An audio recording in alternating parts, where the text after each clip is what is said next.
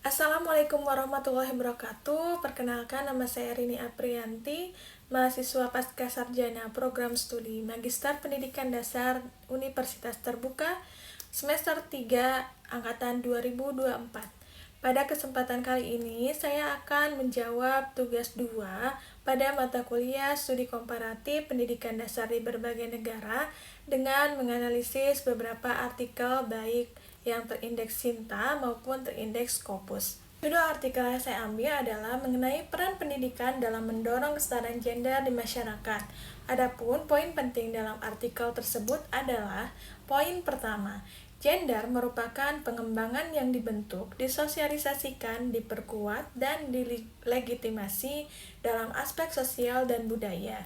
Dalam hal ini, maksud dari kesetaraan gender memiliki makna yaitu persamaan kondisi antara perempuan dan laki-laki dalam memperoleh kesempatan yang sama, baik secara hak-hak yang dimiliki baik di bidang pendidikan, ekonomi, hukum, dan lain-lain.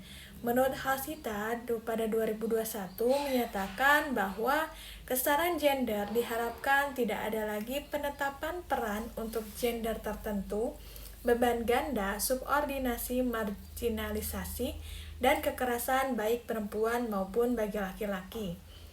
Kesetaraan gender merupakan aspek penting dalam menciptakan masyarakat yang adil dan berkelanjutan, tetapi dalam hal ini tentunya terdapat tantangan mengenai kesetaraan gender yang sampai hari ini menjadi isu yang kompleks yang meliputi budaya, stereotip, serta struktur sosial yang tidak setara yang terlihat dalam dunia pendidikan, dunia kerja, akses terhadap kesehatan, serta dalam pengambilan keputusan.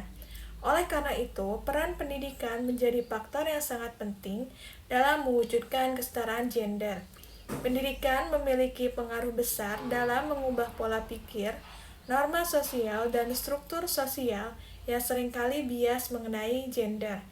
Kebijakan pendidikan sebagai landasan dalam sistem pendidikan tentunya berperan strategis dalam mendorong kesetaraan gender yang ada di tengah-tengah masyarakat. Dalam hal ini, sekolah melalui kurikulum harus menerapkan kurikulum yang berdasar pada kesetaraan gender, yaitu kurikulum yang dirancang untuk menghilangkan bias gender dalam pendidikan serta mampu mengintegrasikan nilai-nilai yang setara antara laki-laki dan perempuan. Dalam hal ini, kurikulum mendukung dalam membentuk pola pikir, norma, serta sikap masyarakat dalam kesetaraan gender. Guru di sini merupakan peran yang penting dalam membangun kesadaran serta sikap siswa mengenai kesetaraan gender, karena guru memiliki tanggung jawab dalam menciptakan lingkungan belajar yang adil antara laki-laki dan perempuan, serta guru dapat mengintegrasikan nilai-nilai kesetaraan gender dalam memberikan pemahaman tentang penghormatan terhadap laki-laki dan perempuan. Dalam hal ini, guru harus mampu mengembangkan program yang mendorong kesetaraan gender, baik dalam pemberian tugas di sekolah, ataupun aktivitas yang membantu siswa memahami pentingnya kerjasama lintas antar gender. Adapun kaitan artikel dengan yang terjadi di sekolah saya di SMP Negeri 1 Purwakarta adalah isu akan kesetaraan gender menjadi tugas bersama dalam memberikan pemahaman yang harus dilakukan secara konsisten pada peserta didik. Dalam hal ini, saya sebagai guru tentunya memberikan pemahaman akan kesetaraan gender di sekolah, baik melalui role model atau teladan, ataupun dalam mengintegrasikan konsep gender dalam pembelajaran di kelas. Sebagai guru pendidikan Pancasila di tingkat SMP, materi akan gender masih sedikit dalam modul ajar yang disiapkan oleh pemerintah. Akan tetapi, hal ini tidak boleh dijadikan sebagai sebuah alasan untuk tidak memberikan pemahaman akan kesetaraan gender di sekolah. Saya sebagai guru menampilkan peran gender baik dalam bentuk cerita baik saat pembagian kelompok, menampilkan video tentang penghormatan pada kaum laki-laki atau perempuan, serta pembagian tugas yang berkaitan dengan peran gender, sehingga pandangan stereotip akan gender semakin bias dan pemahaman peserta didik akan gender menjadi sesuatu yang lebih positif. Kemudian dalam artikel kedua dari yang terindeks Scopus, saya mengambil judul artikel dengan Gender Roles and Gender Stereotype in Childhood Education, a Field Study. Poin penting dalam artikel tersebut menunjukkan poin pertama, pendidikan anak usia dini adalah tahap kunci untuk mengimbangi formasi dari peran jenis kelamin dan stereotip, yang tentunya nantinya akan mempengaruhi pilihan dan karakteristik tentang karir profesional. Yang kedua, sekolah merupakan tahap awal dan penting dalam pembentukan identitas jenis kelamin, dimulai dari kesukaan terhadap sesuatu, jenis mainan yang dipilih, perbedaan jenis pakaian yang dipilih. Dalam peran pendidikan di sekolah, kaum perempuan atau siswa perempuan cenderung lebih lemah dibanding laki-laki. Hal ini terlihat dari aktivitas fisik yang dilakukan di sekolah, namun dalam hal lain siswa perempuan lebih mudah mengekspresikan diri secara bebas dibandingkan siswa laki-laki.